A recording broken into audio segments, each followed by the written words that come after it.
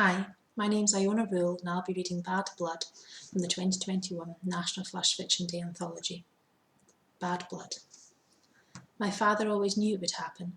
It was in the blood after all, and you can't run from that. All the men in the family were tainted by the curse. His father went long ago, and his brother succumbed at 40. One morning our amicable silence was shattered, as his spoon slipped from his shaking fist, demarcating the before from the after. He sat staring at his hand as it curled into a paw. By the evening his skin was cloaked in a thick black pelt. He was sent home from the factory soon after. They were sympathetic, of course, but if he couldn't work, then they couldn't pay him.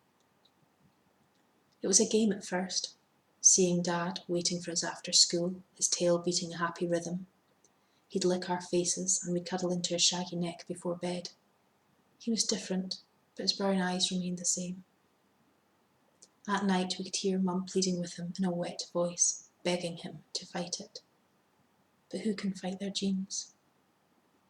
Slowly, he began to slip away from us. He chased the neighbour's cat and clawed the carpet to shreds. Bad Dad. We'd squirm at dinner as he lay on the floor, cracking a bone to shards between his fangs and licking the marrow with glee. Mum started locking him in the porch at night to stop him from wandering. From there he watched as she took a new man upstairs. It's hard to tell if he cared anymore. There were things she needed though that he could no longer give. A way to pay the rent, not least of them. The illness devoured him quickly after that, and the last remnants of my dad were swallowed up by the creature left in his place. A smell emanated from him that seeped through the house, clinging to our clothes. The wet dog smell of decay. He'd prowl the house, glaring at us without recognition. If we came too close, he'd snarl and snap his jaws. At night he howled and gouged deep marks in the door. It was cruel, I realise now, how long we held on to him.